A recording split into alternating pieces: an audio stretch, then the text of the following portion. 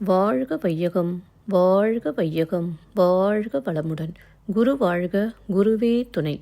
அருட்பெரும் ஜோதி, அருட்பெரும் ஜோதி, தனிப்பெரும் கருணை, அருட்பெரும் ஜோதி. எல்லா உயிர்களும் இன்புற்று வாழ்க, வள்ளல் மலரடி வாழ்க வாழ்க. வாழ்க வளமுடன். ஆன்மநேய அன்பர்கள் அனைவருக்கும் என் அன்பான வணக்கத்தை தெரிவித்துக் கொள்கிறேன். இன்று நாம் இன்பத்துப் பாலில் நாணு துறவுரைத்தல் என்ற அதிகாரத்தில் உள்ள 6வது குறளுக்கு சன்மார்க்க விளக்கம் காண இருக்கின்றோம். வாருங்கள் அன்பர்களே.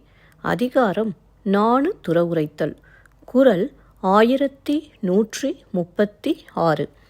மடலூர்தல் யாமத்தும் உள்ளுவேன் மன்ற படலொல்லா பேதைக்கு என்கண்.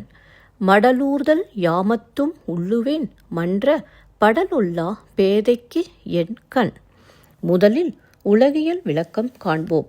மடலூர்தலை பற்றி நள்ளிரவிலும் உறுதியாக நினைக்கின்றேன். காதலியின் பிரிவின் காரணமாக என் கண்கள் உறங்காமல் இருக்கின்றன.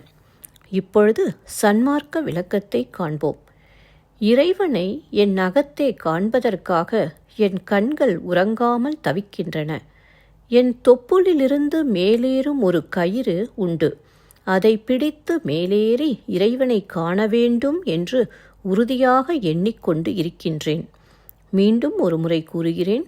இறைவனை என் அகத்தே காண்பதற்காக என் கண்கள் உறங்காமல் தவிக்கின்றன.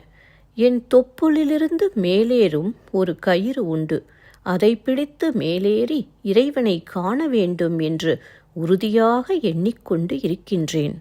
நன்றி அன்பர்களே. மீண்டும் அடுத்த பதிவில் உங்களை சந்திக்கும் வரை உங்களிடமிருந்து விடைபெறுவது திருமதி பாரதி சேகர். வாழ்க வளமுடன்.